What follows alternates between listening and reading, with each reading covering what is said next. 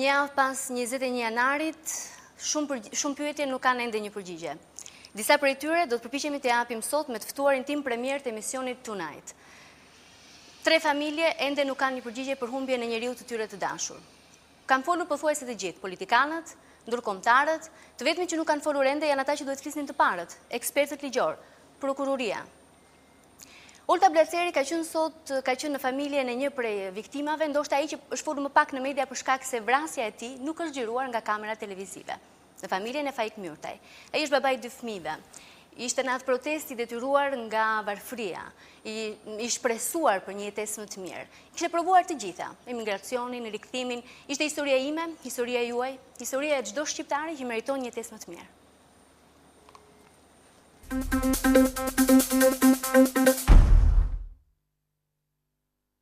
Ndërsa betejë politike vazhdon më e fortë se kur në Tiranë, në fshatin Kreshpan të Fierit, në këtë mëngjes të ftohtë janari, asgjë nuk të sjell ndërmend sfidën e politikanëve të kryeqytetit. Ndërsa ecën mes Baltës për në shtëpinë e Faik Myrtaj, i cili humbi jetën në demonstratën e opozitës, e kupton se sa pa lidhje me realitetin janë epitetet e mëdha si dëshmor apo hero demokracie. E vetmja betejë të cilën Faiku mësoi të luftonte ishte betejë me varfërinë. Në 25 janar janë të tretat e Faikut. Në shtëpinë të vllait priten për ngushëllim burrat dhe në shtëpinë e Faikut janë mbledhur gratë. Të afërmit e tij ndërsa sillin edhe një herë kujtimin e tij, tregojnë një histori që sot jetohet nga shumë shqiptar. Faiku ka provuar emigracionin në Greqi dhe Itali. Djalin e mat 25 vjeç ka emigrant. 2 vëllezërit i ka gjithashtu emigrant në Itali. Ky dhëndrim, ti themi, e provoi jetën. Se bëhesh propaganda që do t'ikish në Itali, në Greqi, me shumë mundime, me shumë ashtu, disa herë ishte rrahu nga policia greke, disa herë ishte kapur nga policia italiane, dhe kishte ardhur, do me thënë, me vojtë të madhe, i mbajti dhe i rriti këta 2 fëmijë, që i pruri deri këtu. Edhe i mbante me një dhi, edhe me 5 kokra vli. Pra, u detyrua që shkoj edhe la kokën atje.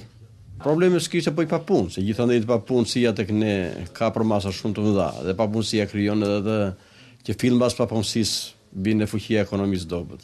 Me çfarë jetonte familja? Jetonte me tokën e ullit, që të llogarisë shpenzimet për tokën e që të mbjellësh kultura të tjera del kosta shumë e lartë sa je i humbur me këto shpenzime që mund të bësh. Historia e të afërmëve të tij është e njëjtë me dhimbje në çdo familje që humb njeriun e dashur, një humbje që nuk zvendësohet më. Të afërmit e tij tregojnë se ai kishte marrë pjesë edhe në protestat e tjera të Partisë Socialiste dhe kishte vendosur të bashkohej edhe këtë herë në demonstratën e 21 janarit, ndërkohë që humbjen e tij ata e kanë marrë vesh nga mediat. Ishte me pikpamje politike socialiste, po antar partie me karta apo me letra si ishte ai. Po ishte simpatizant. Ne na telefonoi çuni xhexhaj ton që kështu ndodhi, sa morëm telefonatën, u nisëm se duhet të ishim patjetër. Unë në këtë momente nuk e mora vesh se se dhe unë jam emigrant në Itali. Jam në Itali, në moment mori Brazeri, kishte folur me vllai me gjithë çunë xhexhaj, më tha kështu puna. Në ato moment fola unë vllai. S'kish jam të flisë jam s'dje që të bejo. Po, në arra në pjesën e veqo dhe në ti kush më të gëzoj, po neve jemi të hidhruar. Si në të gjitha rastet e vrasjeve, kur dhimbja është e madhe dhe as Zoti nuk ta lehtëson dot. Të afërmit e tij nuk i kursejnë akuzat për qeverinë, e cila sipas tyre mban përgjegjësi për vrasjen e Faik Myrtaj. Tash ne kërkojmë të zbardhët çështja në organet e drejtësisë së Shqipërisë. Pa ma besim nuk kemi. Unë për vetën time nuk kam besim, ku flasëm për vete për ne si familje. Jam i mendimit të marrë gjitha të dhenat që qa ka ndodhur dhe do të drejtojmë të gjykatë sagës.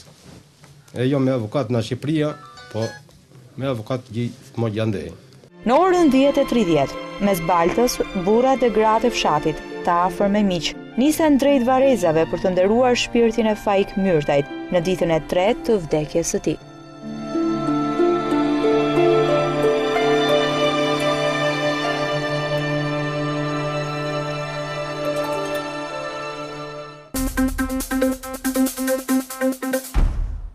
familje të tjera shqiptare u veshën me të zeza në vitin 2011. Ka ftuar sot në studio protagonistin e këtyre ngjarjeve, një nga liderët kryesorë të politikës shqiptare, zotin Edi Rama. Mirëmbrëma, mirë se erdhët në Tonight. Mirëmbrëma, mirë se gjeta. Kishit mjaft presione nga ndërkombëtarët, nga Shtetet e Bashkuara të Amerikës, që sot madje mbyllën dhe ambasadën, të mos ta mbanit manifestimin homazh sot. Pse e bët? Pikërisht për të gjitha ato pamje, për gjitha ato fjalë dhe për gjitha ato histori familjare dhe personale që u pan edhe pak përmes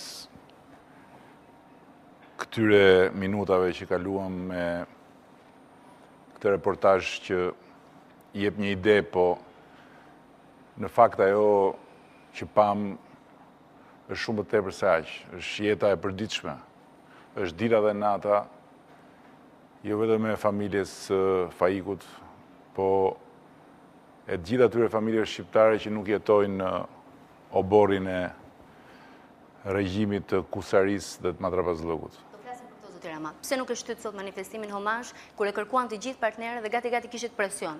Sepse nderimi për këta 3 burra të pafajshëm, për këta 3 shqiptar të zakonshëm, për këta 3 njerëz që në rrugën asaj proteste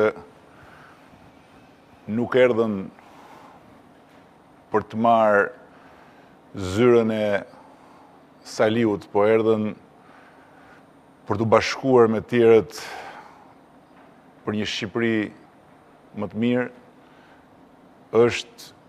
ishte një detyrim shumë i madh se sa detyrimi për të dëgjuar miqt dhe partnerët ndërkombëtar në këtë rast. Dhe për më tepër pastaj, unë besoja dhe besoj plotësisht se anullimi i demonstratës do ishte zëvendësimi i Gardës Republikës me frikën. Nuk do ruante më garda, as policia e dalduarsh Saliun, po do ruante thjesht frika. Do të ishte pranimi i frikës si status quo dhe zhytja më thellë në një errësirë nga e cila ne duam të dalim një orë më parë. Pash sot ndoshta për herë të parë në mitingjet që ju keni marrë pjesë, dhe forcat shumëta sigurie për rreth jush. Ishte nevojshme ato masa? Nuk kam dëshirë të bëj koment për to. Zoti Rama e garantua dje që do të ishte paqësore homazhi sot, dhe kështu ishte në fakt. Por një ditë përpara në studion e kolegut Balla, përpara 21 janarit, nuk e garantuat këtë. Thatë që nuk do ta kontrollojë dot urrëtitjen e popullit ndaj këtij regjimi, nuk di se si mund të shkojnë protestat, dhe në fakt ashtu ndodhi. Ndërsa sot, një javë më pas, po të njëjti popull, po të njëjtët protestues, që kishin po të njëjtat arsye, që prap po dilin aty për të protestuar kundër korrupsionit, për zgjedhjet e vjedhura, që e kanë parë videon e zëvendës kryeministrit, madje kishin të 3 të vrarë, për të shprehur sot. Megjithatë ishin paqësor. Mos është kjo një provë që ju vete inskenuat në dhunën 21 janar për të provokuar Berishën që të reagonte ashpër, që ta diskreditorit në një farë mënyrë përpara partnerëve lokal dhe ndërkombëtar? Ju falenderoj për pyetjen, po për hir të së vërtetës nuk është tamam ashtu referimi ndaj misionit të kolegut tuaj, ku nuk kam thënë se mund në dalë nga kontrolli protesta në fjalë, po kam thënë se populli mund të kaloj opozitën politike në rast se opozita politike dhe të gjitha arsyet e popullit të shprehur në rrjet opozitës politike nuk do të dëgjohen. Dhe nuk kisha parasysh demonstratën e një ditë më vonë, kisha parasysh një proces politik i cili degradon për ditë për faj të Saliut dhe rrezikon që zemrimin e njerëzve ta nxjerrë nga binarët e bashkëtesës që garanton përfaqësimi normal dhe bashkëtesa mes palëve që e përfaqësojnë popullin. Në rast se më lejoni, ka një ndryshim shumë të rëndësishëm mes demonstratës tragjike të 21 janarit dhe demonstratës sotme. Demonstrata 21 janarit u provokua rënd, u provokua për ato arsye që dalin pa dita ditës dhe që i radhit vetë me radh i ashtu quajtur i kryeministër. Jo, ai është kryeministër. Është i njohur nga ndërkombëtarët. Shqipëria është pranuar në NATO me të kryeministër, janë liberalizuar vizat. Ka mundësi të mos flasim me terma që nuk janë konkret? Është kryeministër. Është kryeministri juaj, po jo imi. Është kryeministri i Shqipërisë. Unë është i pari i një regjimi kusarie dhe matrapazllëku që ne e refuzojmë dhe i ashtu quajtur i kryeministër është më e pakta që mund thuhet për të, sepse sot mbi të rëndon edhe vrasja e këtyre njerëzve të pafajshëm. Por duke dashur ta përmbyll atë që ne po diskutonim, shtoj se në demonstratën e 20 janarit pati një provokim të përsëritur dhe arsyet e atij provokimi e përsëris po i radhit vetë. Le t'i themi Saliu, kështu që gjejmë një emërus për bashkë. Jo, me mua jo, po ndoshta me veten tuaj. Duke folur për një puç që nuk ekziston dhe në fakt duke dashur që të vendos një marrëdhënie të re, një situatë të re, një gjendje të re në raport me opozitën, me vendin, në kushtet kur qeveria është tërësisht e rrëzuar në sytë e shqiptarëve, të cilët e kanë parë me zë me figurë duke grabitur dhe kanë kuptuar se ajo që kanë parë për disa minuta me zë me figurë është ajo që ndodh për ditë në zyrat e qeverisë, e për më tepër pastaj në kushtet kur pikërisht si Hajduti i kapur me preshënduar që edhe mund të vras për të shpëtuar, ka vrarë. Ka vrarë njerëz që vazhdon t'i trajtoj në mënyrën më të patolerueshme si bandit, si kriminal, si horra e ku di unë se çfarë epitetesh tjera, ndërkohë që ata 3 të vrarë janë në fakt Shqipëria që jeton jashtë oborrit pushtetit. Zoti Rama, do dohet mos flisni me terma me horra, sepse dhe ju keni quajtur zinxhirin e gardës drejtuese horra. E keni pas për gjithë gardën apo për ata edhe për ushtarët e thjeshtë? Unë ju referova atyre që thot nga foltoria e qeverisë Saliu, ndërsa për sa i përket referencës suaj, që unë i referohem fjalës suaj, pa asnjë dyshim, vetëm horrat mund të dalin me pushk në mes të bulevardit dhe të qillojnë njerëz të pafajshëm, të cilët protestojnë dhe që nuk përbëjnë asnjë lloj kërcënimi as për jetën dhe as për themelet e institucioneve. Aq më tepër të një institucioni siç është Këshilli i Ministrave, të cilin është qeveria me në krye të ashtu quajturin kryeministër që e përdos për ditë me vendimet që merr, me projektet që çon përpara, që janë me projekt ligje të bërë enkas në kuadrin e një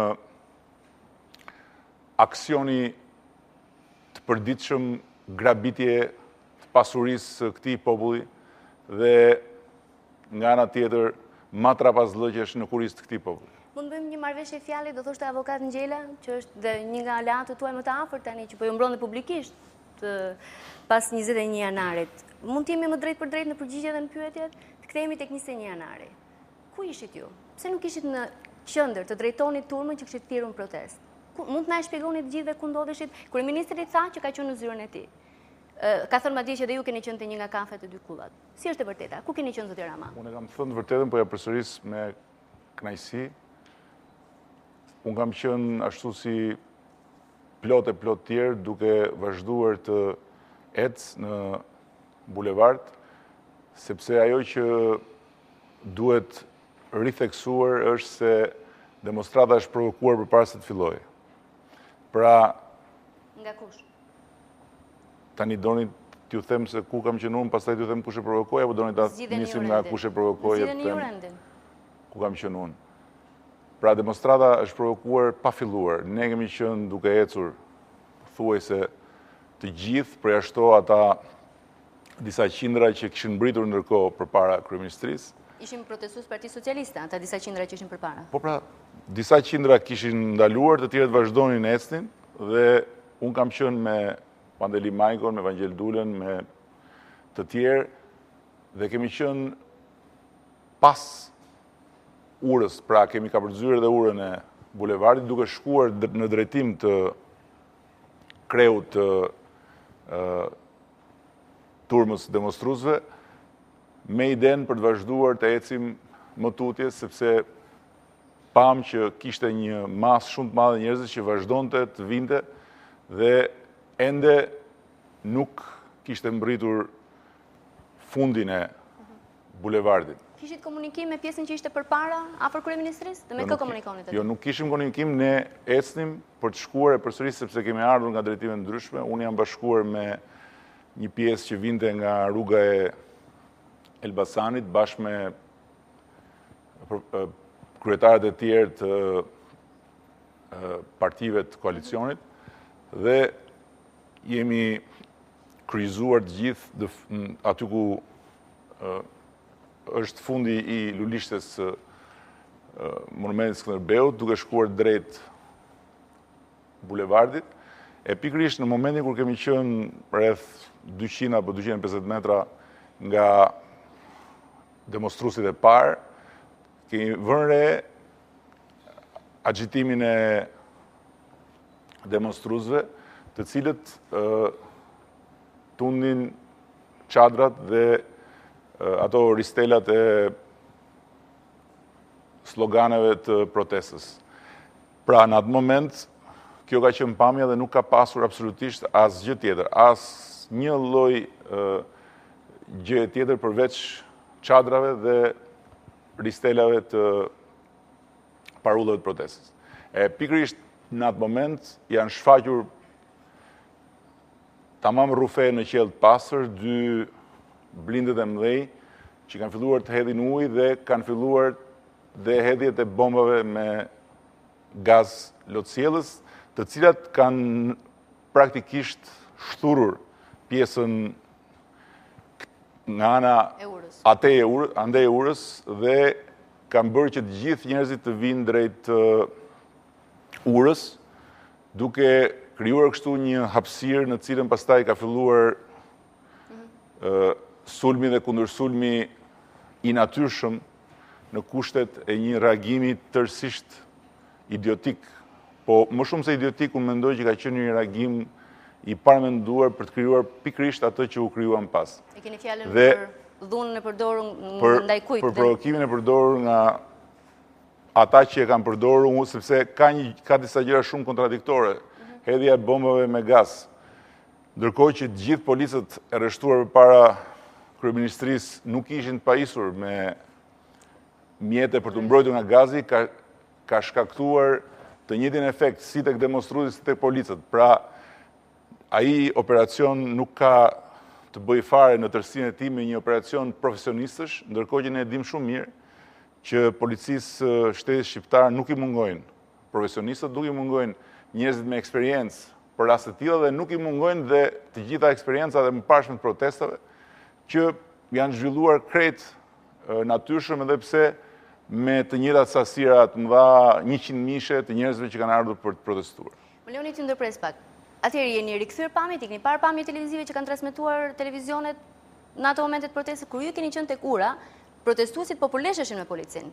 A ishit ndjenit kësaj? Kjo nuk është e vërtet. Kur ne kemi kaluar, po ju them dhe njërë tjetër urën, dhe kemi qenë, nuk e di sa është ajo distancë nga Kryeministria tek ajo zonë Po makinat të vigjeshin tek piramida i keni parë?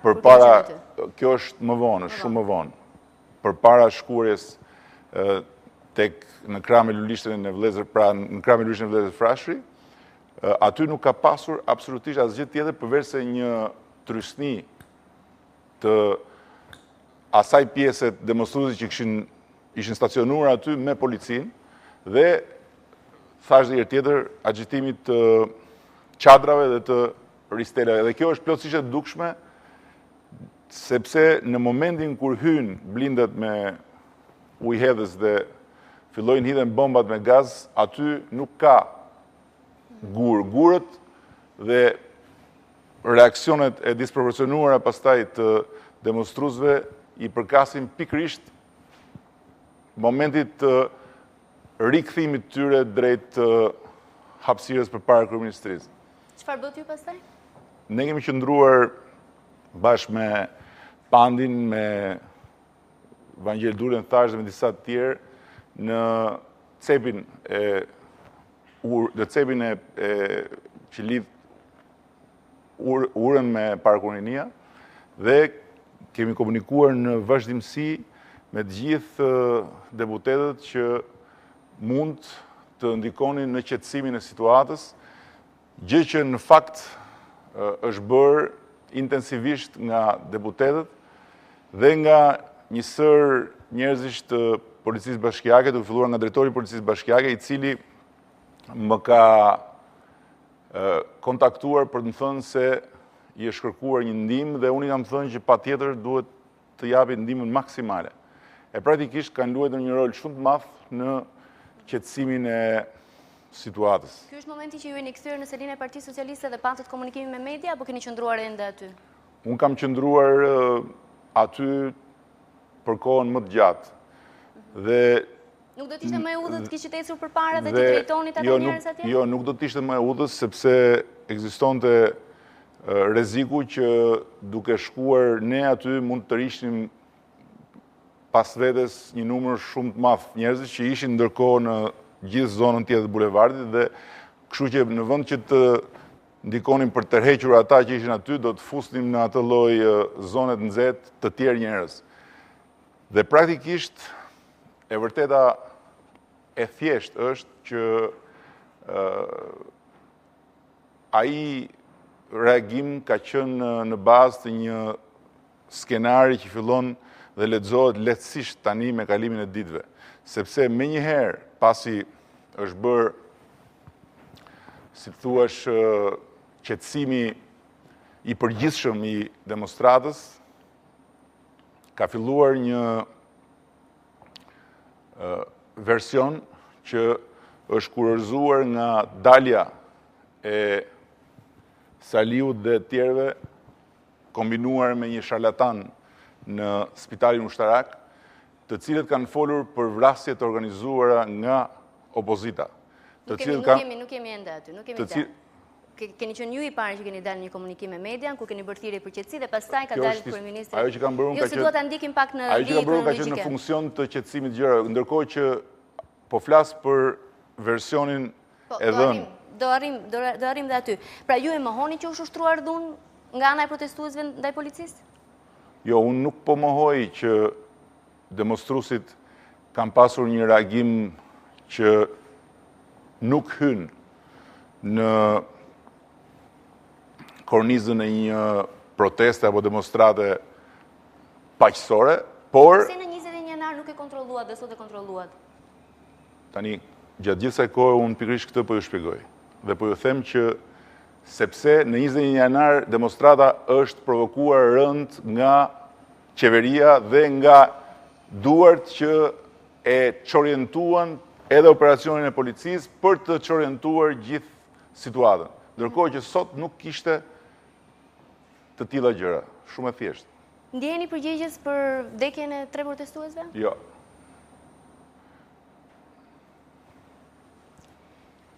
Ju ka akuzuar kryeministri I vendit se keni bërë gru shteti, puç. Keni rol në këtë? Që thua që kam rol në një puç, do të thotë që ka pasur një puç. Në fakt, ajo që po ndodh është zhvillimi I një grushi shteti të bardhë, si quhet, një grush shteti pa tanke, një grush shteti pa mjete ushtarake, por një grush shteti që synon kapjen dhe marrjen e institucioneve nga qendra e pushtetit ekzekutiv. Dhe ky grush shteti I bardhë po kryet ditë pas dite, sot është përshkallëzuar me një goditje të turpshme, po tani edhe fjala turp nuk ka më asnjë vlerë të veçantë sepse Saliu është në një spirale turpesh një pasnjëshme ndaj presidentit të Republikës këtë herë, që ka pasuar goditjen përsëri turpshme ndaj prokurores përgjithshme, si dhe insinuatat rrugaçërore qoftë ndaj njërit qoftë ndaj tjetrës me epitete që tregojnë se kemi një pushtet të dalë tërësisht, jo vetëm nga korniza kushtetuese dhe nga kontrolli I vetvetishëm I ligjit në një situatë demokratike, por kemi edhe një pushtet të dalë mendsh, sepse vetëm një pushtet I dalë mendsh mund të veproj ashtu siç po vepron qeveria dhe siç po veproni ashtu quajtur I kryeministër. A keni kontakte me prokuroren e përgjithshme? Jo. Keni komunikuar me të pas 21 janarit? Jo, kam komunikuar me prokuroren e përgjithshme vetëm një herë kur I kam shkuar në zyrë për t'i bërë prezent përpara disa kohësh një shqetësim serioz që lidhej me një shantazh ndaj deputetit Erion Braçe dhe edhe ndaj me personalisht. Si e gjykoni, mund të marrë një koment tuajnë për hyrjen për ftesën që I bëri prokurora e përgjithshme ekspertëve amerikanë që të marrin pjesë në hetim? Ishte e nevojshme? Derisa prokurora e përgjithshme e ka parë nevojshme, por shtoj se në këto kushte, në kushtet kur ka një dhunë të përminutshme, jo të përditshme, të Saliut dhe të regjimit tij për të delegitimuar prokurorinë e përgjithshme dhe për të dekurajuar deri në paralizë prokuroren e përgjithshme, mbase ka qenë një mënyrë për t'i dhënë legjitimitet dhe besueshmëri të plot hetimeve duke përfshirë ekspertët amerikanë. A është e vërtetë ajo që është hedhur në treg nga kryeministri sërish I vendit që ju keni paguar protestues, sidomos atë pjesë që ishte më agresive ndaj policisë? Po apo jo? Sot unë kam pasur një moment jashtëzakonisht të vështirë emocionalisht, sepse përpara fillimit të demonstratës u takova me të gjithë familjarët dhe kam mundur të bisedoj me 3 vëllezërit e Heguranit e djalit që u vra mbi skelën e televizioneve dhe që ishte një emigrant prej vitesh I kthyer para 2 muajsh në Shqipëri pasi kishte humbur punën si shumë shqiptarë tjerë për shkak të krizës ekonomike. Dhe njëra prej gjërave që therte shpirtin e atyre vëllezërve ishte pikërisht kjo akuzë, kjo shpifje ndyrë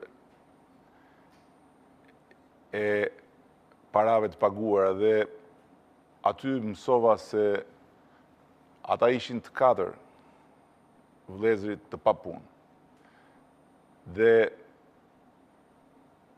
mënyra se si mbanin në këmbë familjet e tyre ishte dalje e përditshme në rrugën e papunësisë në kërkim të një pune të ditës, një pune të zezë të ditës në ndërtim që herë gjenin, herë se gjenin, dhe që gjithsesi, pavarësisht varfërisë, e bënte dhe e bën jetën atyre treve që mbetën një jetë të tmerrshme dhe të dershme. E në ndërkohë, të njëjtën gjë kam menduar edhe kur kam shkuar në Fier, edhe kur kam shkuar në Gjirokastër, kur jam takuar dhe kam njohur familjet dhe të afërmit e dy viktimave të tjera. Dhe prandaj, jo vetëm që kam detyrimin si udhëheqës i Partisë Socialiste dhe i opozitës, por edhe pikërisht pse e di nga fare afër se çfarë i sjell njerëzit në protestë sot dhe pse u vran ata burra, nuk ka asnjë forcë që më zbraps dhe na zbraps në këtë përpjekje, në kërkim të asaj rrugdalje që u duhet të gjithë këtyre njerëzve të zakonshëm, të një Shqipërie e cila është shumë larg së qeni Shqipëria për cilën flet broçkulla çdo ditë Sali Berisha. A ka rrugdalje? Për këtë rrugdalje do të flasim në pjesën e dytë, kemi spote publicitare.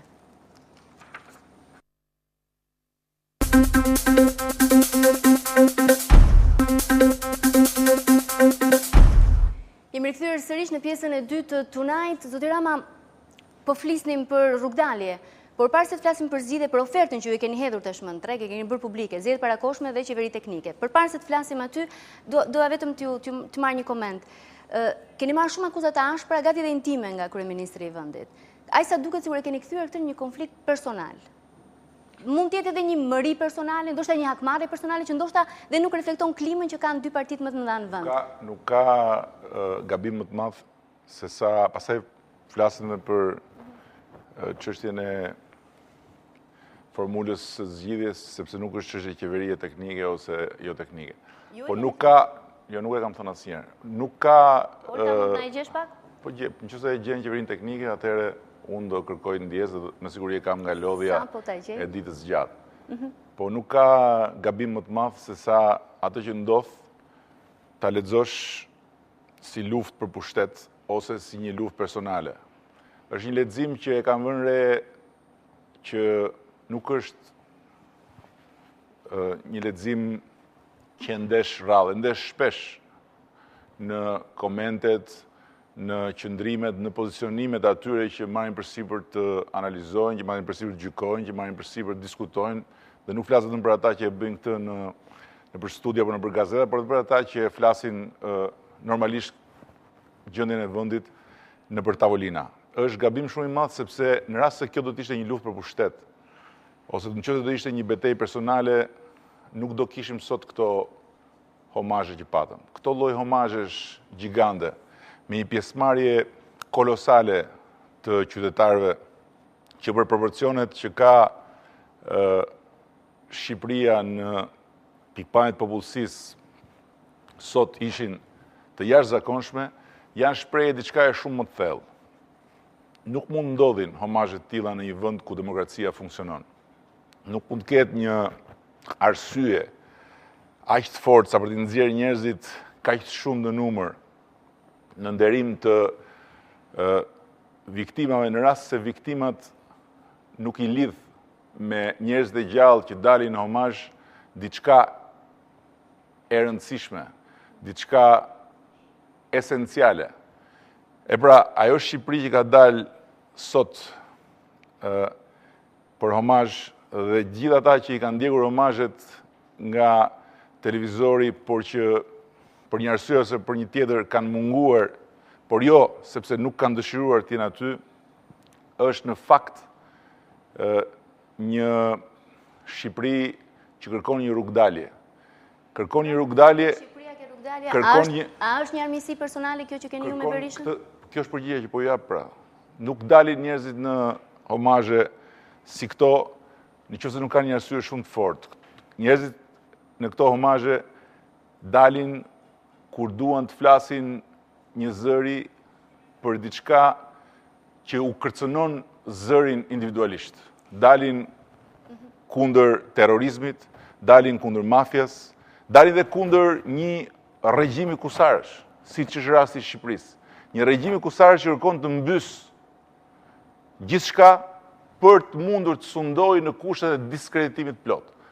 Dhe thënë kjo e përsëris, kjo nuk është një luftë për pushtet, nuk është as një betejë personale. Personalisht, unë s'kam asnjë lloj ndjesie ndaj Saliut. Saliu për mua personalisht është një subjekt mjeran që nuk më krijon asnjë lloj ndjenje të asnjë lloj ngjyre. Ajo që më mban më të vendosur se kur në të betejë është fakti se Shqipëria sot është në një udhkryq shumë dramatik. Shqipëria sot rrezikon një tjetër natë të zymt të jetës saj me një shtet parti deri në masën që të kërcënojë ato liri themelore që janë konsideruar si të mbërrira deri ke liria fjalës. Dhe ky është një proces që ndodh përditje, një proces degradimi, një proces dhunimi, një proces shkatërimi në adresë të medias kritike, në adresë të gazetarëve që bëjnë punën e tyre, ato dy plumbat për cilat foli dje gazetari që e zbërtheu praktikisht dhe e zmontoi alibin e vrasjeve të këtyre 3 burrave nga ana jon, janë shprehje pikrisht e të keqes që duhet shkulur me çdo kusht. Një keqe nga e cila ju keni përfituar, zoti Rama, jeni një njeri që ka ka pasur marrëdhënie të shkëlqyera me median, ka akoma, madje edhe e përdor median shumë. Nuk mund të hiqeni sot sikur nuk e keni përdorur median dhe nuk keni dorë fare në qendrimet që mbahen, media caktuara që janë pranë jush. Kur thash një keqe duhet shkulur, nuk është media, është e keqja që e kërcënon median.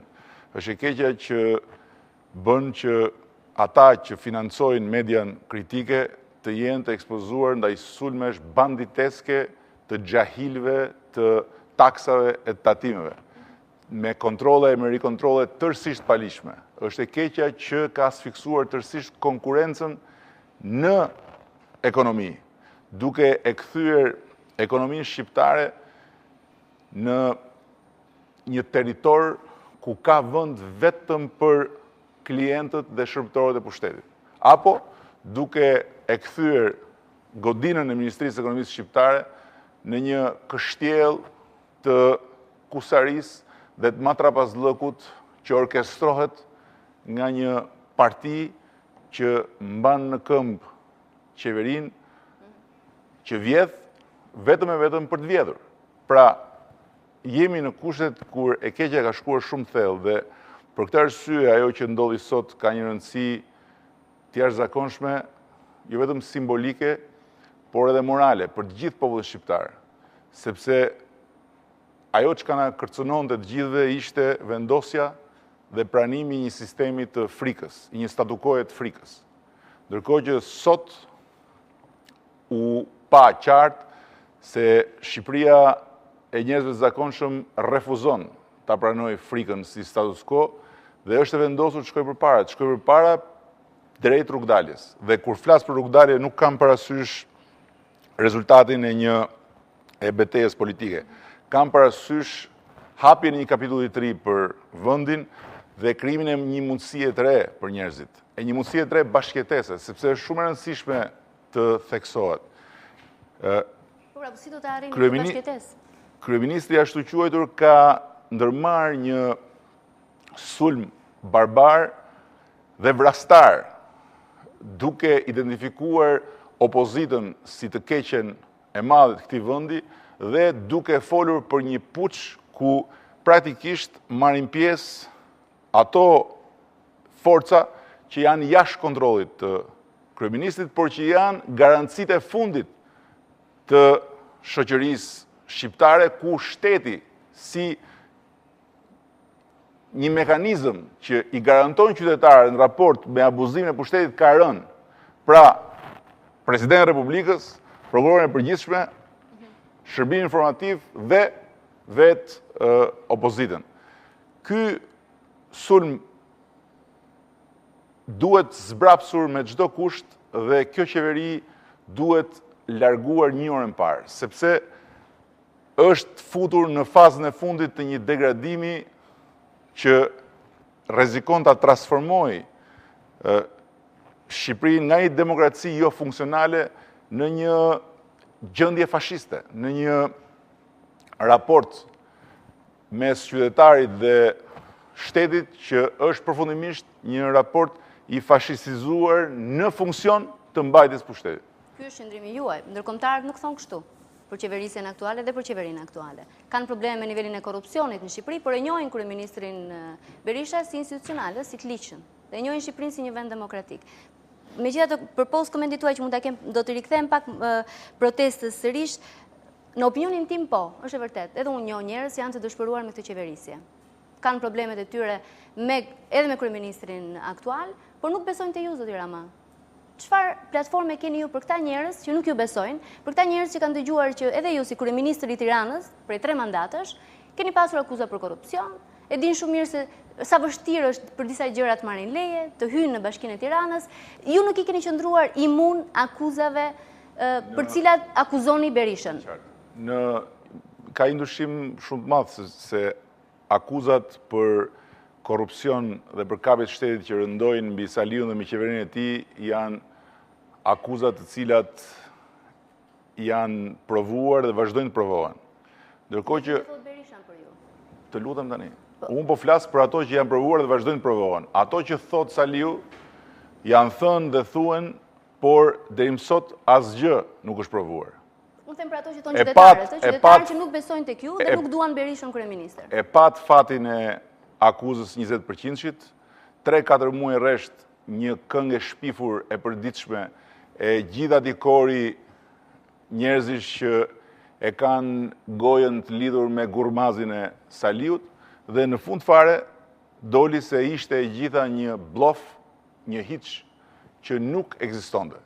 Por përtej kësaj është e pamundur të jesh imun ndaj akuzave në këtë vend, ku kultura e debatit politik është deformuar tërësisht në një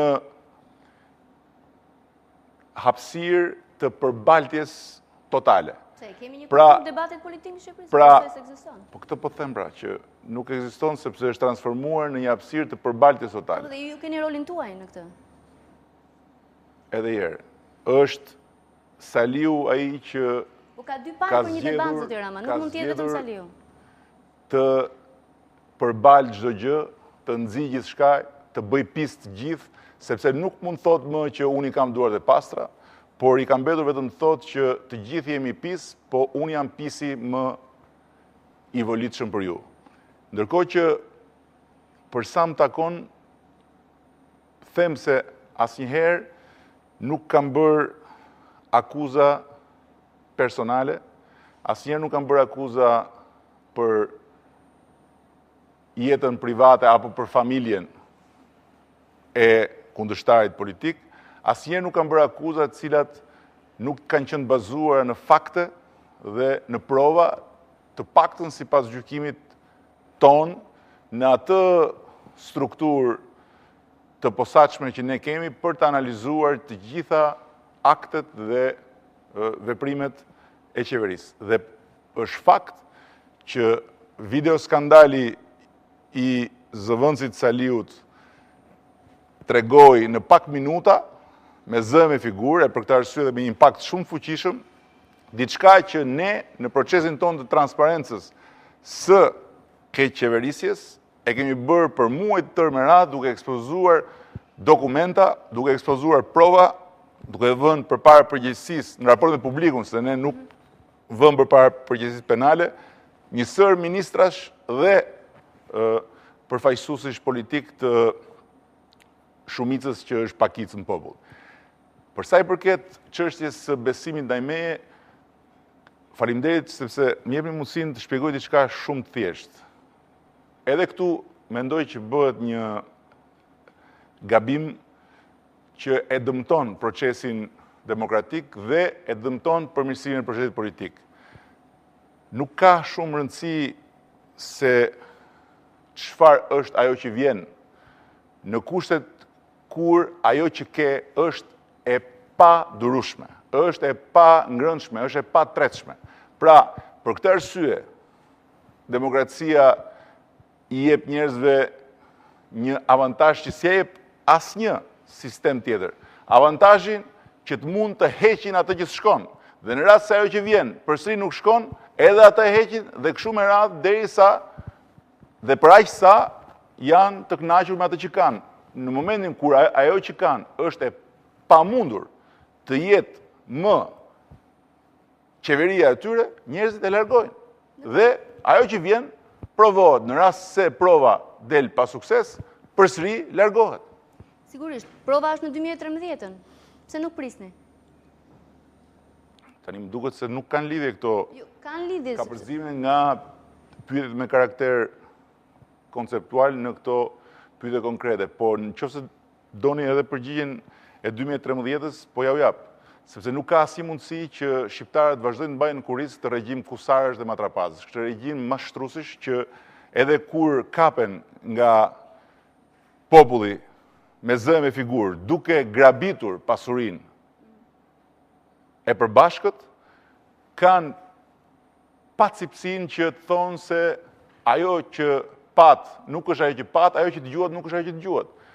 Në vende shumë më të zhvilluara, bura shteti shumë më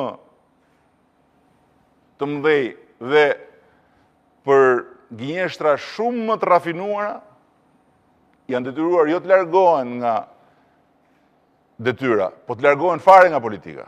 Ndërkohë që këto lloj gënjeshtrash të shpifura janë jo vetëm arsye për të kërkuar largimin e qeverisë, por edhe arsye për të kërkuar pa as më të vogël ndyshim zgjedhje të reja.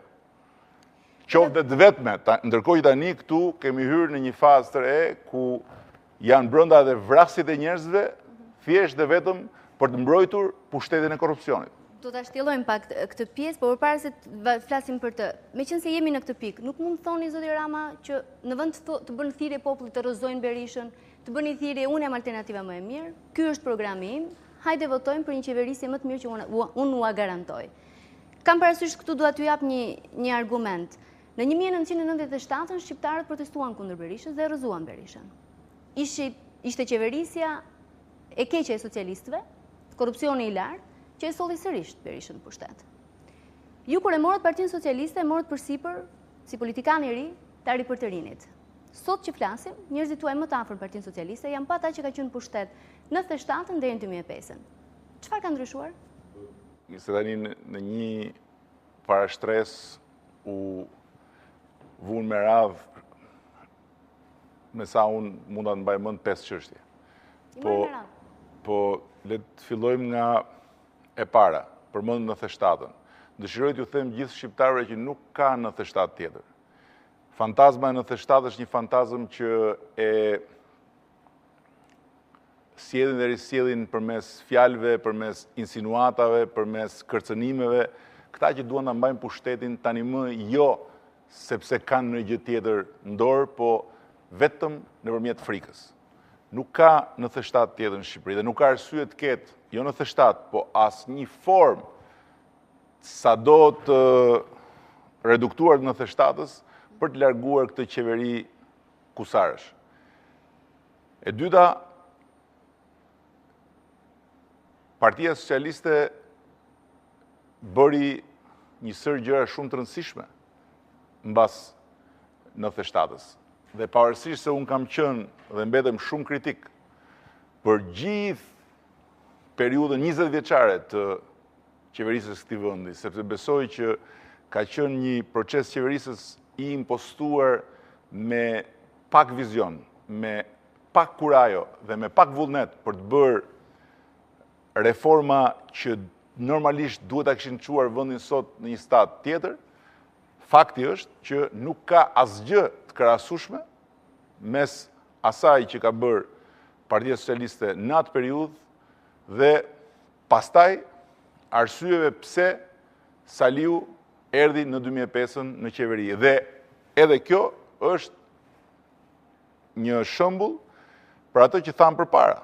Pra, njerëzit erdhi momenti që nuk donin t'i mbanin më socialistët dhe nuk pyeten çfarë na vjen mbrapa.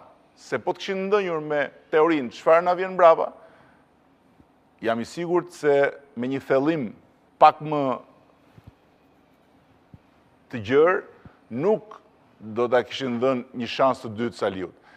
Dhe e treta, më lejoni t'ju them që ajo që ju shtruat është pikërisht gjëja që ne kemi bërë, dhe ne në qershor të vitit 2009 fituam, po nuk u zgjodhëm. Çka do të thotë se morëm votat, pikërisht sepse i dham shqiptarëve mundësinë të perceptonin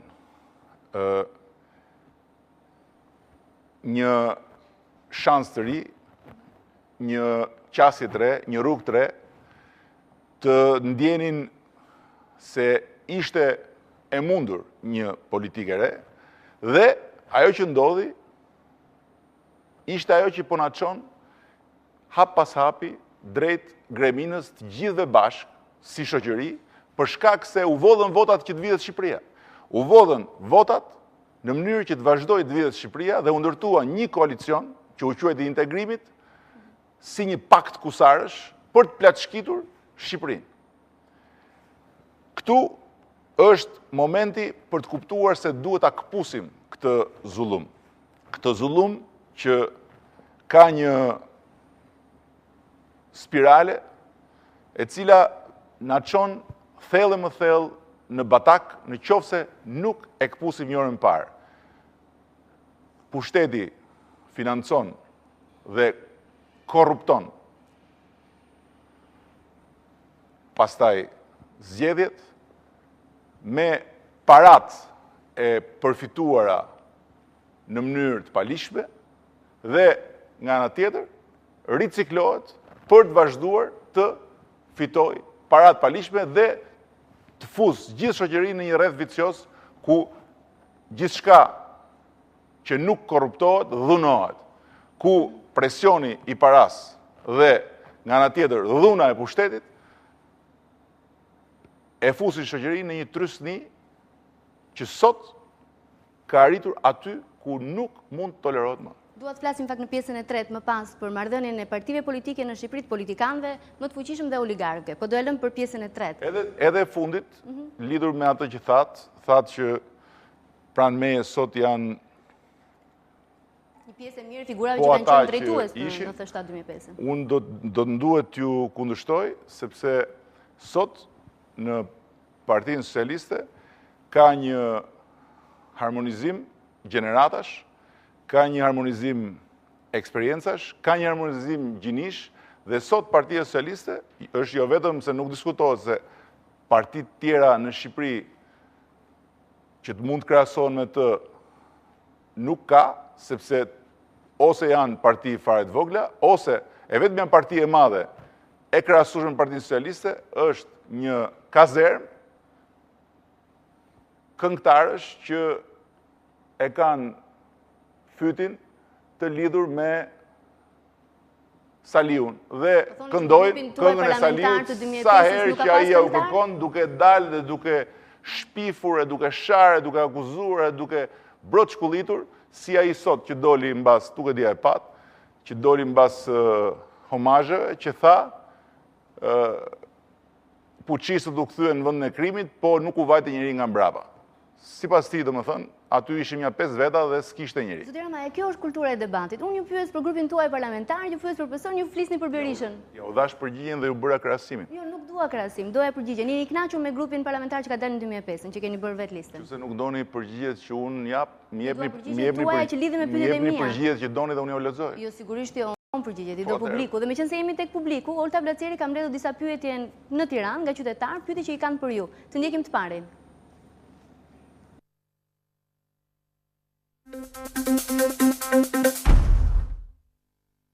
Nëse do ta kishit përballë ti Ramën, çfarë pyetje do t'i bënit? A do vazhdoj pas sotës pa protestat? A do i vazhdoni të themi në studio, po? A do t'i vazhdoni protestat?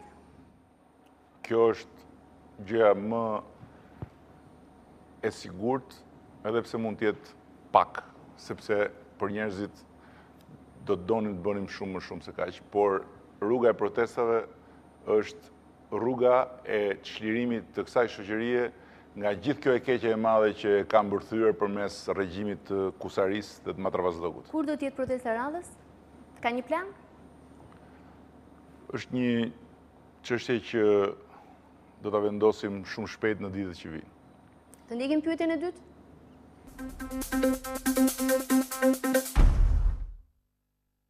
Si do zgjidhet situata?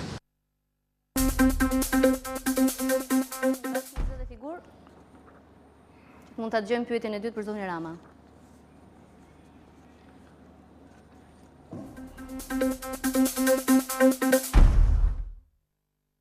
Si do zgjidhet situata?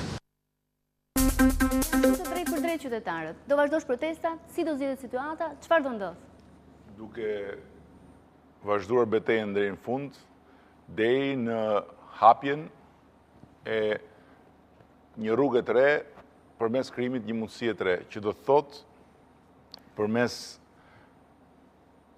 krijimit të një mundësie të re për palët që bashkarisht të përcaktojnë rregulla dhe garanci dhe të japin mundësi shqiptarëve që të rizgjedhin duke përcaktuar me votën e tyre të lirë dhe ndeshme se kë dëshirojnë që t'i qeverisë dhe kë dëshirojnë që të bëjë opozitën në emër të tyre. Çfarë garancie keni që kjo do të ndodhë? Ju jeni ulur me Berishën 21 prill 2008-s, bën ndryshimet që dëshironit në kushtetutë. Nuk e di nëse jeni penduar për ato ndryshime apo jo, pasi nëse sot kemi një kryeministër të blinduar në pozitat e tij, ka ardhur edhe fal atyre ndryshimeve. Me logjik i keni bërë, ndoshta se keni menduar do jeni vetë kryeministër, por nuk funksionoi kështu. Kjo kryeministër blinduar është një tezë që nuk ekziston. Blinduar pse nuk e rrëzoni në mënyrë demokratike dhe të lishme në institucion, parlament. Sepse rrëzimi në parlament përcaktohet nga numra dhe nuk ka lidhje fare me ndryshimet kushtetuese. Në rast se janë numrat, nuk e pengon fare kushtetuta rrëzimin e qeverisë. Po të kishim një president të fuqishëm siç ishte, mund të kishim situatë tjetër tani në Shqipëri. Presidenti është mjaftueshmërisht i fuqishëm sot për të luajtur rolin që po luan. Kam komunikuar me kolegun Andrin Nurellari, i cili ndodhet në London School of Economics, ku unë kam qenë për studimet e masterit në media dhe komunikim, ai ka gjithashtu një pyetje për ju.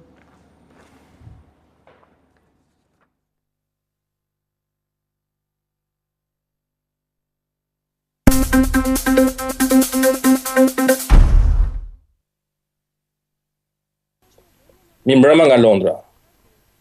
Zoti Rama, reforma e kushtetutës dhe sistemi i rizgjedhor i ka dhënë fuqi të jashtëzakonishme ekzekutivit dhe ka bërë që fitimtarit të fitojë gjithçka. Gjithashtu, po të kishim pasur sistemin e vjetër zgjedhor, dallimi midis fitimtarit dhe humbësit në zgjedhje do të dukej qartë dhe s'do varej nga një deputet i vetëm, sikurse u pa në 2009.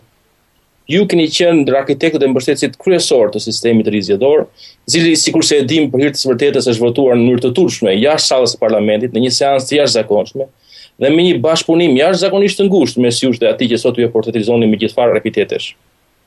Sot, opozita është ndruar në një ndër viktimat kryesore të arrogancës së një pushteti të plot fuqishëm.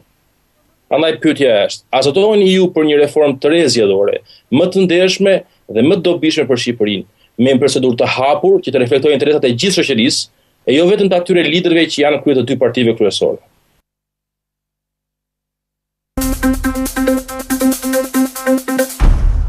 Përgjigjja juaj, zoti Rama? E përshëndes, nuk e di ana ndjek. Do është live duke na ndjekur në website-in e Ora News. Përshëndes edhe i uroj studimet suksesshme. Vetëm kam një problem themelor me të dhe me të gjitha ata që i referohen sistemit zgjedhor siç është i shkruar në letër apo i referohen kushtetutës e ligjeve siç janë të shkruar në letër. Ky është problemi. Ne nuk e kemi problemin sot nga çfarë shkruar në sistemin zgjedhor apo nga çfarë shkruar në kushtetutë. Ne problemin e kemi sot nga shkelja e kushtetutës dhe nga abuzimi i pushtetit me të gjitha normat kushtetuese dhe me të gjitha kornizat ligjore. Ne sot kemi një polici shteti që ka dalë nga korniza e ligjit. Sot policia e shtetit nuk është më brenda kornizës ligjit, është marrë dhe është nxjerrë. Dhe pse? Sepse kryeministri e ka urdhëruar të mos i ekzekutoj urdhrat e ndalimit të prokurorisë, duke shkelur në mënyrën më flagrante ligjin dhe duke rikthyer kohën e errët të vendosjes policisë shtetit në funksion të interesave të pushtetit. Tani këtë fuqi ja jep sistemi zgjedhor Saliut, ja jep kushtetuta, ja japin ndryshimet kushtetuese, jo, ja jep brutaliteti fashist në shkeljen e të gjitha normave kushtetuese dhe e të gjitha parimeve të ligjit, sepse sot ka një imperativ të madh, që është mbajtja me çdo kusht në këmbë e regjimit kusarizë dhe matrapazllëkut, ndërkohë që ky regjim ka rënë, kjo qeveri është e rrëzuar në sytë e njerëzve. Nuk është më qeveria që i përfaqëson shqiptarët dhe që shqiptarët e ndjejnë si të tyre. Në vende ku ka një normalitet demokratik, kjo është arsye pse njerëzit që qeverisin largohen ose shkojnë vetë në zgjedhje të reja ose gjejnë të tjera formula, sepse ka një raport që e përcakton varësinë e qeverisë nga populli. Këtu popullit i vidhen votat dhe sigurisht nëse qeveria t'i merr votat edhe kur s'ja jep, bën çfarë doj me ty, sepse e konsideron veten mbi të gjithë. Vetëm kështu ndodh që ai që është kryeministri i vendit sipas kushtetutës dhe ligjit, del edhe thot kam një amnisti për të gjithë, por nuk do të falë vetëm njërin. Do me thënë, janë gjëra të pa perceptueshme për një shtet të zdrejtës, për një shtet ligjor, për një shtet me kushtetutë e me ligj. Ose, për shembull, 3 veta thot u vranë, po mund të ishin vrarë 30, 300, 3000, sepse vriten njerëzit thot kur ka një puç. Dhe kush ishte puçi? Ishte revolta e qytetarëve përballë pallatit të një qeverie të diskredituar deri në palc, e cila sot ka hyrë deri në krimin e vrasjes së njerëzve të pafajshëm për të qëndruar në këmbë. Druaj se kolegu Nur Ellari nuk e mori përgjigjen. Do angazhoheni për një ndërhyrje të ndershme këtë radhë, jo me SMS, jo natën të sistemit elektoral? Ju mund të druheni, po unë nuk druhem fare se kjo është përgjigja. Nuk është problemi i këtij vendi ajo që është e shkruar në kushtetutë dhe në ligj. Problemi i këtij vendi është mungesa e zbatimit të kushtetutës dhe të ligjit, ashtu siç ato janë. Do të ndiqim publicitetin dhe do të kthehemi pjesën e tretë.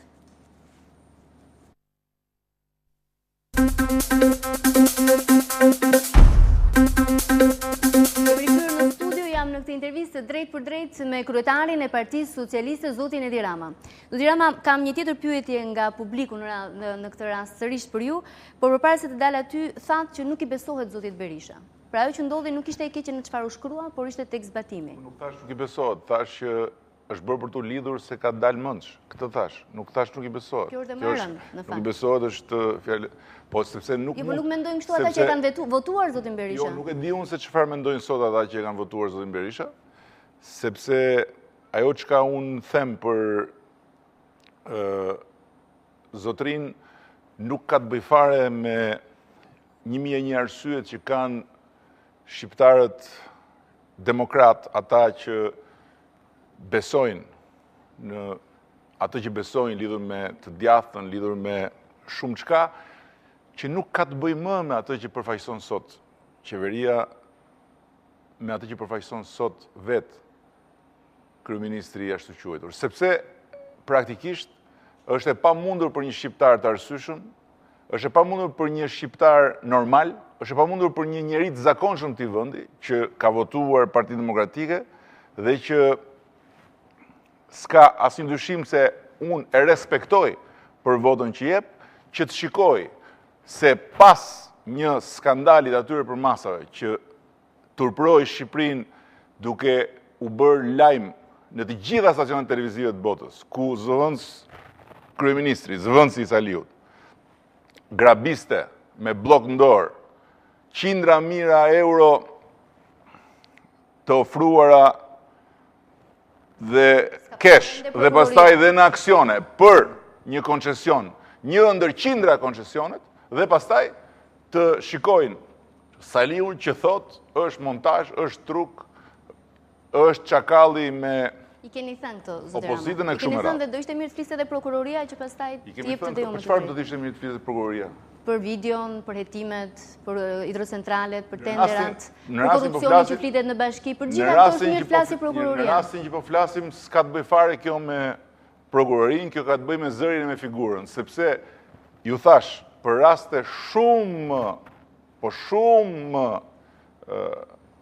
pak dramatike dhe të turpshme, burra shteti në vende të mëdha janë larguar njëherë mirë nga politika, jo më Kam një problem me këto t'japin krahasime që dorëheqje. bëni me vendet e mëdha. Duhet ta marrim Shqipërinë në kontekstin e Shqipërisë, në këtë vend ballkanik pra, që jemi, ky se nuk mund ta është- krahasojmë me Londrën, me Parisin, me Washingtonin, apo dhe me Athinën, se shpesh herë keni qefti bëni këto krahasime. Shqipëria është kontekst tjetër. Sepse në Londër mund të thyen gjithë rrugët. Po dhe mund t'i thyen, por kryeministrin dhe Seline Gordon Mund të- Brownit mund të- apo të David Cameron nuk e sulmon kush. Mund ta çoj përpara mendimin. Sigurisht. Në Londër mund të thyen qytetin, në Rom mund të thyen dhe në parlament, në Athinë, që nuk ishin organizuar nga një parti politike. Mund mbajnë shamat shtetin për muaj me radhë dhe askush nuk vritet. Këtu ne du të pranojmë që të vriten njerëzit sepse nuk jemi në Londër, nuk jemi në Rom, nuk jemi në Athinë. Jo, unë mendoj që është e Folëm për kundërta. Vrasje, po flisim për videon dhe për standardin që kanë politikanët, modeli politikanëve. Arsyeja pse unë jam në politik, arsyeja pse unë jam në këtë betejë është pikërisht sepse dua një Shqipëri që të mund të krahasohet për standarde etike të qeverisjes, të mund të krahasohet për standarde komunikimi të qeverisë, të mund të krahasohet për standarde të respektit ndaj qytetarit me ato vende ku ne i kemi syt dhe të cilave mundohemi të ngjajmë. Është një tjetër gjë niveli i jetesës. Ai është një proces, por ama niveli i respektit për qytetarët, niveli i shërbimit ndaj qytetarit, niveli i përkushtimit dhe i cilësisë së marrëdhënieve mes qytetarit dhe qeverisë vet është absolutisht e pamundur të pranohet se mund të ekzistojë si i tillë në mes të Europës. Kjo është e pamundur. Ky do jetë standardi juaj nëse nesër jeni kryeministër, nëse ka një video, nëse ka një akuzë do të jepni dorëheqjen? Ky kush? I politikanit modern, i politikanit përgjegjshëm, i politikanit që jep llogari përpara qytetarit të tij. Ky do të jetë modeli juaj kur nesër, nëse do të jeni kryeministër? S'ka asnjë lloj dyshimi. Kam një pyetje tjetër nga publiku për ju.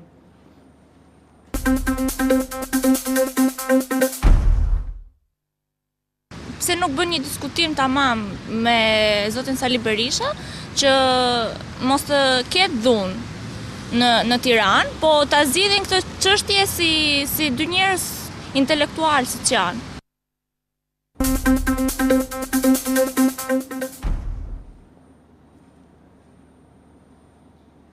Nuk ka përgjigje.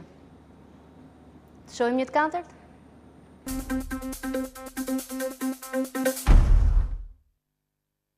Qofse do e merrni për shtetin, si do ta lëshoje? Se këtë të bashkisë mezi po e lëshonin. Ja, edhe kjo është një pyetje që mund na shërbej për shpjeguar diçka. Në demokraci nuk merret pushteti. Në demokraci shkohet në qeveri me votën e qytetarëve dhe nuk lëshohet pushteti, po largohesh nga qeveria me votën e qytetarëve. Janë dy gjëra krejtësisht Po kërkoni të këtë në larta. këto momente? Që do të thotë, po pse çfarë po kërkoj? Po kërkon ta largosh qeverinë që ka ardhur me zgjedhje të njohura nga ndërkombëtarët? Dhe për të bërë çfarë? Për të shkuar vetë në qeveri? Jo. Po flas për një proces, po flas pikërisht për atë proces arsye që kërkon edhe ajo vajza më parë, pavarësisht se me pyetjen që bën mendon diçka që është e paralizueshme, që tulesh me Saliun dhe të flasësh qetësisht si me një intelektual tjetër për të zgjidhur problemet e vendit. Është tani më një utopi, sepse përballë nuk ke më një intelektual, Pra nuk do ketë as negociata me një ish Berishën? intelektual, po ke një personazh grotesk që çdo ditë më shumë provon se është shoqërisht i rrezikshëm për sa kohë nuk heq dorë nga ky përshkallëzim i dhunës verbale. Sot, një orë përpara homazheve, doli në televizor dhe foli për thika me helm që kishin pasur demonstruesit për çadra pushk, foli për stilolapsa pistolet, do me thënë, jemi në kushtet e një psikoze të rënduar që flet për diçka jashtëzakonisht shqetësuese, sepse kur njeriu që ka ndor ende çelësat e qeverisë ka humbur në drejtim të paditur arsyen, atëherë është shumë e vështirë të kuptohet se si mund të gjendet rruga e mirëkuptimit për të zgjidhur problemet duke vënë interesin e vendit mbi interesin e karrigës. Kam një pyetje Por dua ta analizoj se duhet kuptohet për gjithë. Ne nuk kërkojmë që të shkojmë dhe të ulemi në karriget ku janë ulur këta zotërin, duke thënë atyre çoni ju se do ulemi ne fare. Ne kërkojmë që të hapet një proces politik i arsyeshëm dhe të vendosen në tryezë interesat e vendit, që do të thotë të punohet për të krijuar kushtet që vendi të mund të zgjedhë duke votuar. E pastaj kush të fitojë, le të qeverisë. Kam një pyetje që më mundon që për të premtes kaluar. Nëse do ishit ju kryeministër në 21 janar, do ishit në godinë e kryeministrisë, kishit përballë një opozitë që nuk e njihte rezultatin e zgjedhjeve, edhe pse ju do të ishit i njohur ndërkombëtarisht si qeveri demokratike. Do të veproja ashtu siç u veprua në 21 janar. Çfarë do të bënit ju? Në rast se do isha unë kryeministër, nuk do ndodhte 21 janari. Nuk do ndodhte për dy arsye. E para sepse nuk do kishin arsye qytetarët të vinin me gjitha të zemrat pas atij skandali të turpshëm dhe të mohuar paturpsisht me gënjeshtra që fyen çdo shqiptar, socialist apo demokrat, dhe nga ana tjetër kur policia nuk do të mund të shpërdorojë siç është shpërdorua. Policia është një trup e cila është ringritur në këmbë pas shumë traumash dhe pas shumë hatash, siç ishte edhe hataja e madhe e vitit 97. Është një trup e cila është ngritur në këmbë me sakrificat mëdha të njerëzve të policisë, është ngritur në këmbë me kontributet mëdha të miqve dhe të partnerëve ndërkombëtar, me financime të konsiderueshme të vetë shtetit, dhe për një periudhë caktuar kohe, policia u shkëput në mënyrë ndoshta jo të plot, por të konsiderueshme në raport me të shkuarën nga sqetulla e pushtetit. Rikthimi i policisë në gjendjen e egër, në gjendjen natyrale të një pushteti të Saliut, është një shenjë jashtëzakonisht e keqe dhe është një arsye e mjaftueshme për të kërkuar largimin e kësaj qeverie. Kjo qeveri mbron vrasës, mbron njerëz të cilët duhen ndaluar me urdhër të prokurorisë. dhe i mbron duke nxjerrë policin jashtë kufive të ligjit. Dhe sot, ne dham provën, kjo është një arsye minore në raport me këto që sapo thash, por prapë është një arsye shumë e madhe në vetvete, që s'kishte asnjë lloj baze refuzimi i policisë për të garantuar demonstratën apo manifestimin apo mitingun si doni. Dhe vetëm kjo mjafton që kjo qeveri të largohet, që ai ministri i brendshëm, që është fshehur në një skut, pasi ka bërë krim duke shpërdoruar detyrën, me pasojë vrasjen e atyre njerëzve, të largohet një orë më parë sepse i ka dalë nga kontrolli gjithçka. Atë po kërkoni dorëheqjen e zotit Basha apo rrëzimin e qeverisë? Dhe nëse doni këtë dytin, si do të arrini zoti Rama? Se ka vetëm një rrugë institucionale që është parlamenti, që e thamë që nuk i keni numrat, ose me protesta në rrugë. Më thoni që do të argëzoni protesta në rrugë dhe ma shpjegoni si. Aspekti interesant i kësaj pyetje si do të arrini zoti Rama, që është një pyetje që shoqëron gjithë betejën tonë opozitare, ka të bëjë me faktin se duket sikur këto që flasim janë çështje të zotit Rama apo çështje të opozitës politike. Jo, e dashur. Zoti Rama dhe opozita politike nuk janë asgjë tjetër veç se zëdhënës të shqetësimeve dhe të ambicieve të popullit për të realizuar një proces qeverisës më të mirë. Dhe në këto kushte, nuk ka asnjë shqiptar, përveç atyre që jetojnë në oborin e Saliut, nuk ka asnjë shqiptar, as ndër demokratët, që të pranoj si normale atë video, që të pranoj si normale një dorëheqje tërësisht artificiale, përsa kohë një vartës i zëvendësit Saliut rimer ministrin që duket sikur i takon me statut asaj ndjes pas LSI-s, nuk ka për asnjë shqiptar normal mundësi që të pranohet si normale që të vriten njerëz, nuk ka.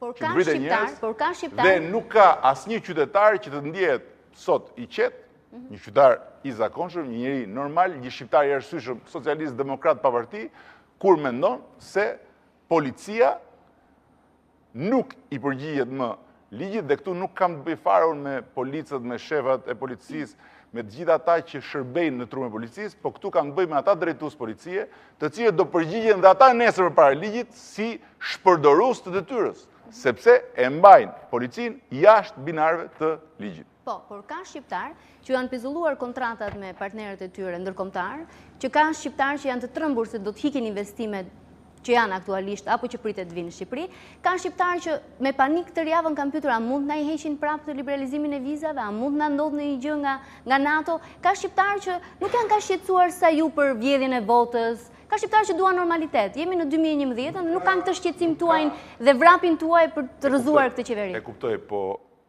përsëri kjo ka të bëj edhe me ju, nuk ka të bëj vetëm me mua. Nuk ka normalitet dot jeta në një vend ku vitet vota. Nuk mund të kenë, pikërisht për këtë arsye nuk garantojnë kontratat, pikërisht për këtë arsye njerëzit nuk kanë atë mjedis normal për të punuar. Pikërisht për këtë arsye njerëzit nuk arrin dot të ndërtojnë një plan perspektiv sado afat shkurtër, sepse vota është baza e të gjitha marrëdhënieve në një shoqëri demokratike. Kur vitet vota janë prishur gjithë rregullat. Dhe ndërkohë, me që po flisnin për këto sigurit, unë dëshiroj t'ju them ju dhe t'ju përcjell gjithëve një shprehje që më pëlqen shumë, të njërit prej shkruesve të deklaratës së pavarësisë të Shtetet Bashkuara, i cili thot, ata që janë në gjendje të falin liri thelbësore për një siguri të përkohshme, as nuk e meritojnë dhe as nuk do ta kenë as lirinë dhe as sigurinë. Liria thelbësore është baza e të gjitha garancive dhe sigurive që ne kemi nevojë në jetë. Nuk mund të ketë stabilitet të vërtet, stabilitet real dhe të qëndrueshëm pa demokraci të vërtet, reale dhe të qëndrueshme. Është e pamundur. Çdo lloj stabiliteti në dëm demokracisë prodhon vetëm degenerim të gjithë marrëdhënieve mes shtetit dhe shoqërisë dhe çon në kriza të cilat mund ta çojnë një shoqëri dhe një vend në spirale të paparashikueshme. Shqipëria ka një sistem dypartiak, zoti Rama, dhe folëm pak më lart për partitë politike, për politikanët dhe oligarkët e këtij vendi. Duket nganjëherë sikur krijohet përshtypja që më tepër është një betejë për parat, qoftë ato në nivel ekzekutiv apo lokal, sesa një betejë për idet, për modelet politike. Ç'koment keni për këtë? Këto janë banalitetet e analizave të cilat vinë nga vetë suggestionimi të qenit mbi palët, jashtë palëve, pa palët. Ne këtu mund të flasim fare konkretisht, sigurisht që këtu nuk bëhet fjalë për të qenë mes të bardhës dhe të zezës, mes të mirës dhe të keqes, mes kategorive cilësisht dhe rrënjësisht ndryshme. Këtu bëhet fjalë për diçka shumë më të thjeshtë, shumë më njerëzore dhe shumë më konkrete. Bëhet fjalë për një forcë që ka uzurpuar qeverinë e shqiptarëve, e ka kthyer në një regjim kusarie dhe matrapazllëku, dhe për një forcë alternative që mund të ketë të gjitha dobësitë që mund t'i numërohen, por që pa as më të vogël ndyshim është një garanci e plot për një Shqipëri ndryshe nga Shqipëria që kemi me këtë regjim tërësisht të degraduar dhe degradues për shoqërinë. Po çfarë garancish jepni ju që do të jetë ndryshe? Këtë ndoshta duan të dëgjojnë dhe teleshikuesit, dhe ajo pjesë që ju mbështet juve. Ndryshe. Duan të shohin një plan konkret, një alternativë konkrete, një vizion konkret. E keni? Ja u thash dhe më përpara, në rast se në zgjedhjet e vitit 2009, vota e popullit nuk do ishte deformuar dhe vullneti i popullit nuk do ishte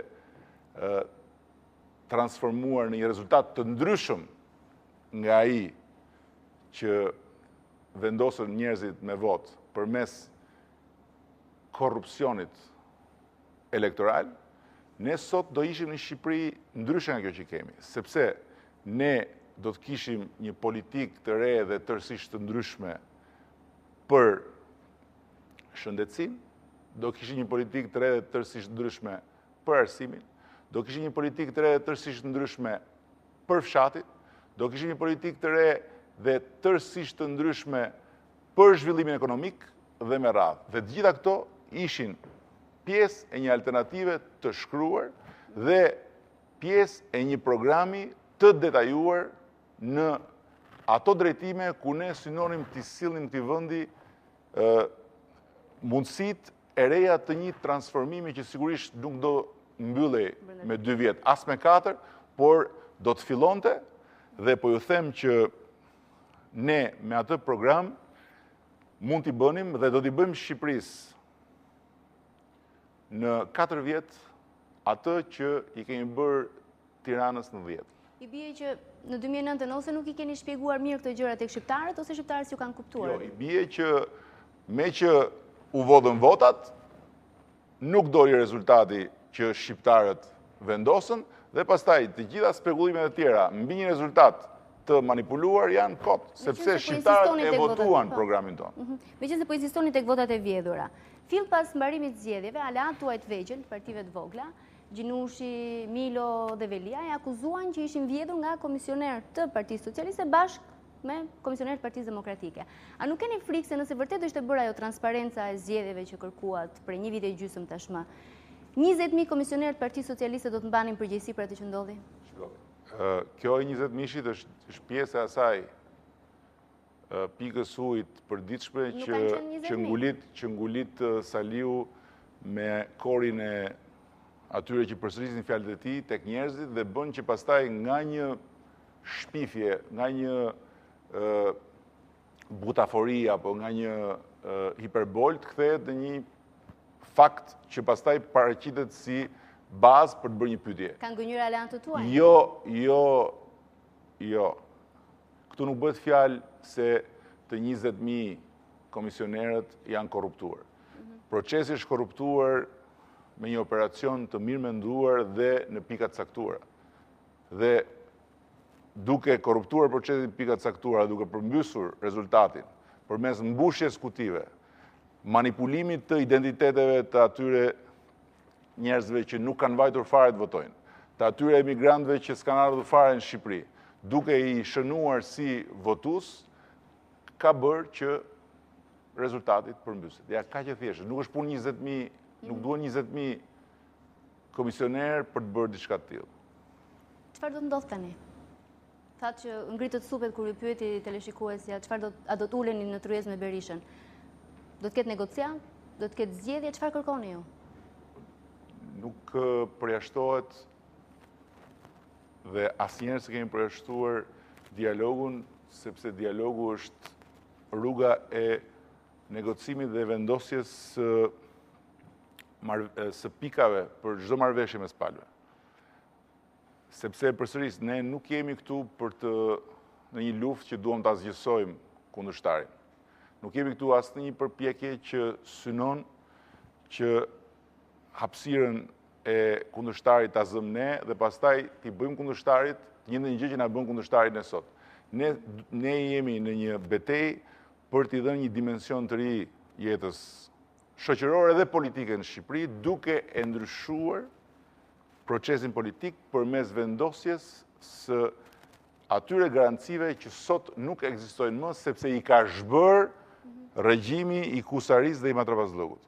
Po e lexoj unë gabim ose ndoshta ju keni zbutur tonet sot? Pra po thoni që nuk keni në kërkesë urgjente për zgjedhjet parakoshme, po kërkoni që të bëhet një sistem i drejtë që do të lexoj votën e shqiptarëve.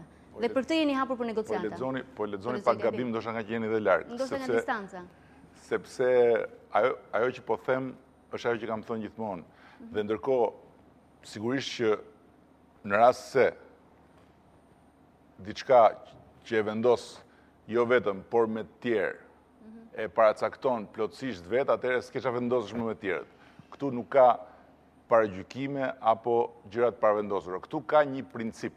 Shqipëria nuk mund të vazhdoj më me këtë qeveri. E ka të pamundur. Çdo ditë që vazhdon me këtë qeveri, Shqipëria humbet muaj dhe vite të ardhmes vetë.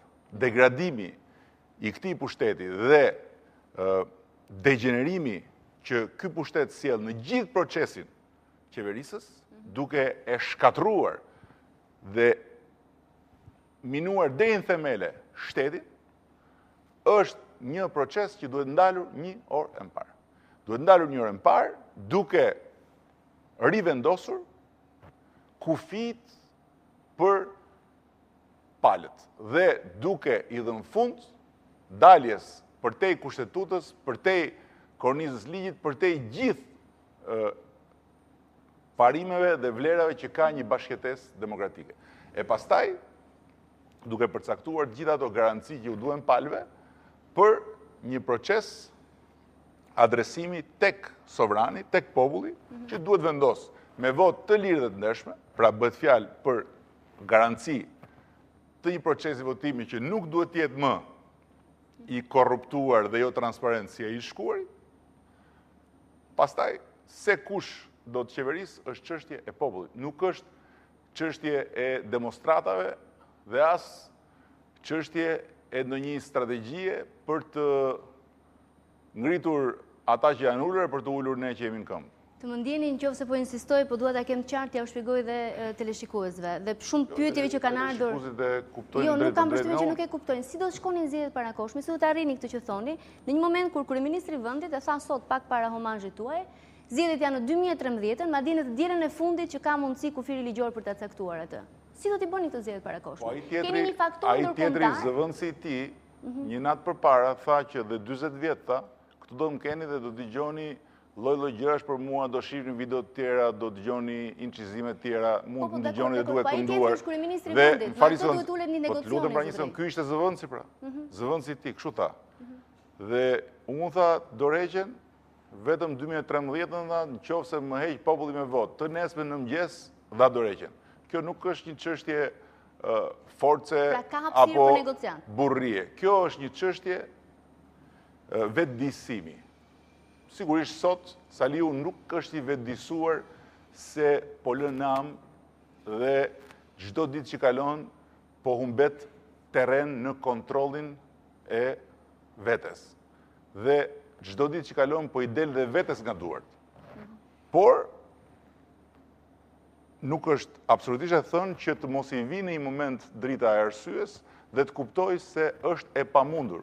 Dhe për këtë ne do ta ndihmojmë me rezistencën tonë paqësore, e cila do të jetë e pa thyshme dhe nuk mund të ketë në Shqipëri zgjedhje në 8 maj siç thonë dhe siç përsërisin, në qoftë se nuk ka në Shqipëri ndryshime të rëndësishme në procesin politik për të krijuar një mjedis cilësisht të ndryshëm që palët të jenë të garantuara dhe pastaj t'i adresohen sovranit.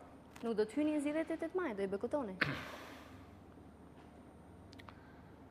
Po sa herë do më duhet ta përsëris që mos pjesëmarrja në zgjedhje nuk ka qenë kur opsion. Nuk është opsion. Por nuk do bëhen dot zgjedhje. Janë dy gjëra tërësisht ndryshme. Duket sikur luani me fjalën. Sepse zgjedhje me një polici që nuk është në kornizat e ligjit. Pra, kjo bojkot, mos marrja pjesë në zgjedhje. Ky është bojkoti.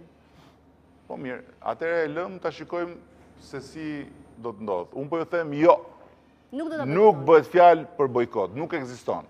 Por nuk do të bëhen dot zgjedhje. E kuptoni, janë dy gjëra të ndryshme. Keni marrë garanci që do të negocioni që të bëhen të zgjedhje? Jo, nuk kam marrë asnjë garanci. Ka ndonjë ndërmjetës që pritet të vi?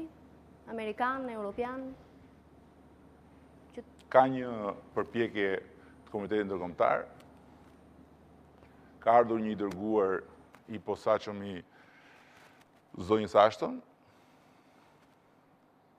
Shikojmë se si do të vazhdojë ky proces, po ndërkohë ne do të vazhdojmë në rrugën tonë dhe jemi të bindur që në këtë rrugë do të vazhdojmë të vetëdijsojmë për ditë më shumë shqiptar për domosdoshmërinë e një zgjidhje të re dhe e krijimit një mundësie të re. E shmangni ju përgjigjen për 8 majin, më duket e vështirë të pyes nëse do kandidoni për Tiranën sërish. Edhe pse ju nuk keni ndërmend të jepni përgjigje, siç nuk keni dhënë së fundmi. Unë jap përgjigjet që kam, nuk jap përgjigjet që... Nuk e dini ende nëse do kandidoni? Dëshironi ju. Kështu që çështja e kandidimit tim është një çështje që nuk lidhet me atë çka mund të them unë sot, sepse sot praktikisht unë nuk shoh se si mund të bëhen zgjedhjen 8 maj. Zotëma, kam dashur t'i pyes më herët që në 2009, por për shkak se nuk ndodhesha fizikisht në Tiranë.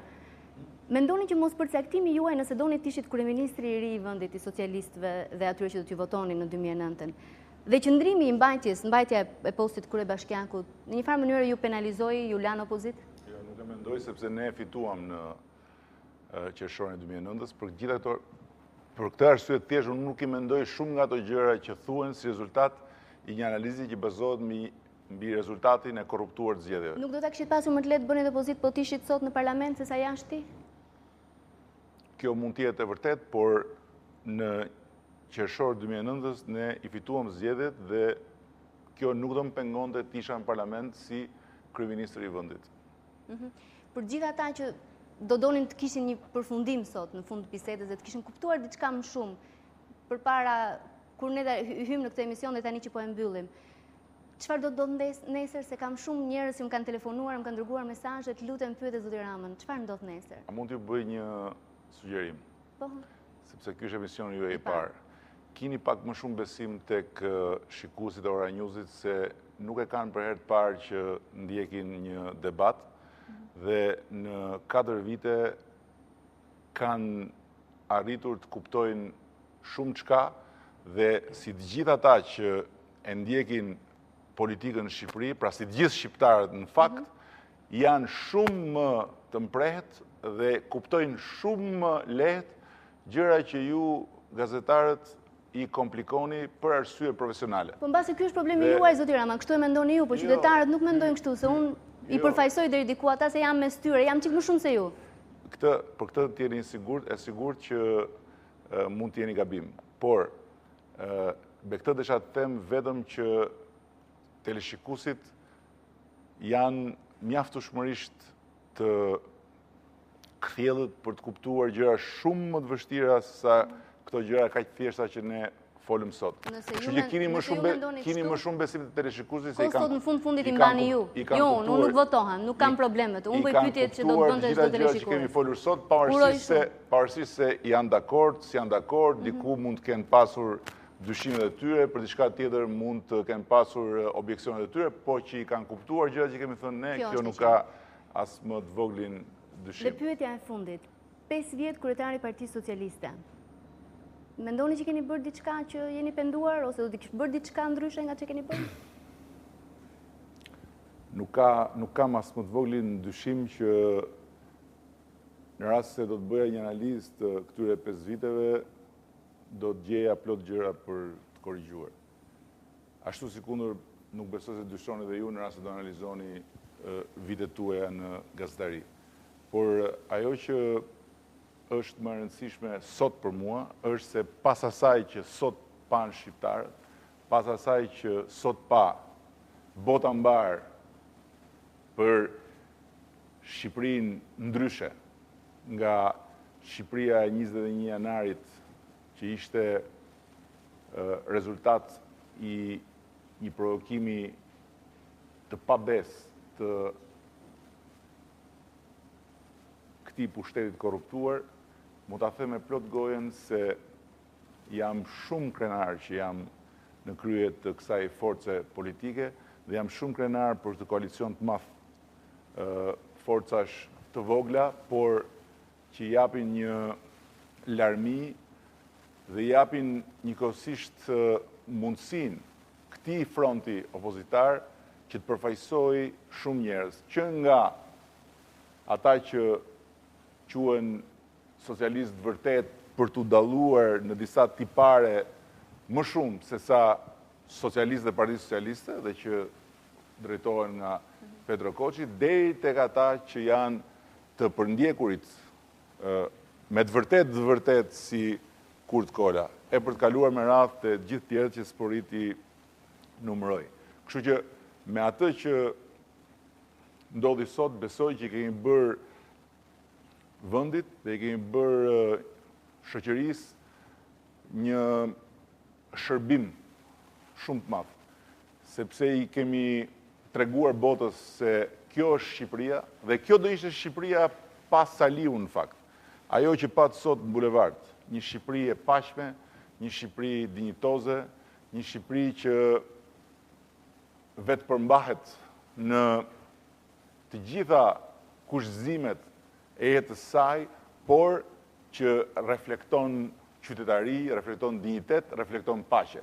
Dhe nga ana tjetër, i kemi treguar shoqërisë shqiptare se frika është një opsion që është opsioni i fundit i Saliut, por është edhe dështimi që do të përmbyll gjithë aventurën e dështuar të këtij regjimi kusarie dhe matravazllëku. E përsëris këtë sa herë më duhet të them qeveria, sepse në të vërtet, kjo është dhe fatkeqësia e madhe të cilën duhet ta heqim një orën parë nga rruga jonë. Kusaria dhe matravazllëku që arrin deri në vrasjen e njerëzve të pafajshëm për të mundur të ekzistojnë në formën e një mekanizmi që në fakt quhet dhe duhet jetë Republika e Shqipërisë dhe shqiptarëve. Është bloku i fundit publicitar, do të kthehemi për batutat e fundit të këtij emisioni.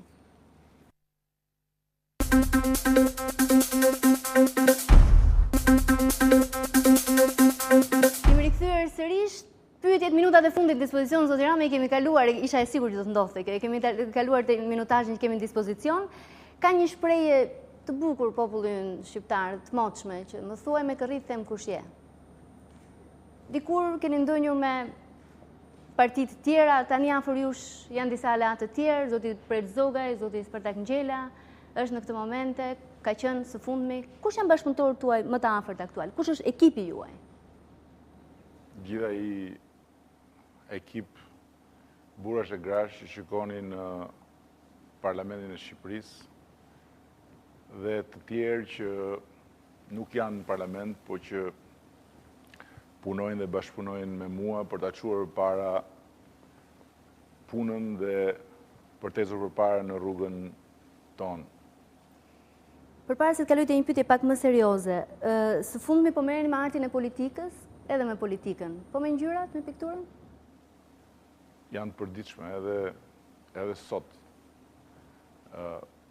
Paradite gjatë përgatitjeve të fundit të demonstratës në Zyrë ka pasur ngjyra në letrat e punës time. Çfarë ngjyre do i vinit përgjigjeve tuaja sot në Tonight? Të gjitha ngjyrat. Dhe kjo është pyetja serioze dhe me këtë do ta mbyll edhe pse do doja të shpresoja shumë në një përgjigje të sinqertë. Jeni të zhgënjur me qëndrimin që po mban komuniteti ndërkombëtar ndaj 21 janarit, ndaj çështjeve të fundit pas zgjedhjeve 2009-s? Nuk kam asnjë arsye të jemi zhgënjur, sepse e kuptoj shumë mirë pozicionin e komunitetit ndërkombëtar, mirë kuptoj shumë mirë qoftë shqetësimin, qoftë edhe vetëpërmbajtjen dhe kufizimin në pozicione të cilat nuk mund të jenë ndryshe nga ato që janë, sepse komuniteti ndërkombëtar nuk ka rolin që të bëjë opozitën e qeverisë. E për këtë arsye edhe unë besoj që komuniteti ndërkombëtar mirë kupton pozicionin ton dhe rolin ton, që nuk është pozicioni i komunitetit ndërkombëtar, sepse nuk kemi rol të bëjmë komunitetin ndërkombëtar në Shqipëri. A besoni se Shqipëria është një rast i veçuar nga ai që po quhet tashmë si fenomeni sanaderizimit të rajonit, çfarë ndodhi në Kroaci, në Maltëzi me Gjukanovićin, a është rradha që kjo të ndodhë në Shqipëri në një lloj pastrimi, dërgimi para drejtësisë klasë politike shqiptare? Nëse flasim, a e kanë mbushur kupën këta si ata, këta kupën e kanë derdhur një kupë, kanë mbushur të dytën, e kanë derdhur dhe tani po derdhin tretën. Po ju ku jeni? Kështu që nuk bëhet fjalë fare. Nuk jeni brenda kësaj klase politike? Brenda këtyre që kanë mbushur kupën? Kam parë një kështu poster që shkruan dhe klasa politike turpi ynë. Në fakt... Do e keni shkruar vetë apo jo? Kur them kam parë, është një poster që e kam bërë tjerë, se po ta kem shkruar vetë, them kam bërë. Është emisioni parë dhe si duket filluat lodheni para me. Jo, unë jam rehat, jam shumë e qetë. E mirë, atëherë se keni mundin këtu. Totalisht këtu. Për fatin tuaj të keq. Jo, thjesht, nëse s'ka rëndësi se nuk e mbaroj. Klasa politike turpi ynë. Domethënë, futja e të gjithëve në një thes është në fakt ajo që nga njëra anë bën Saliu dhe ajo që nga ana tjetër bëjnë njerëz cilët kanë të gjitha arsyet e botës për të mos e pëlqyer politikën, por realisht janë përtarur keq kur e konsiderojnë politikën si diçka domosdoshmërisht keqe që të gjithë i bën të këqij. Sepse politika jo vetëm që nuk është diçka domosdoshmërisht e keqe, por është mundësia e jashtëzakonshme që kanë njerëzit për të bërë të mundshme gjëra që duken dhe të pamundura. Dhe është e vetmja mundësi që atë çka njeriu nuk e bën dot vetë, ta bëj fal politikës bashkë me tjerët.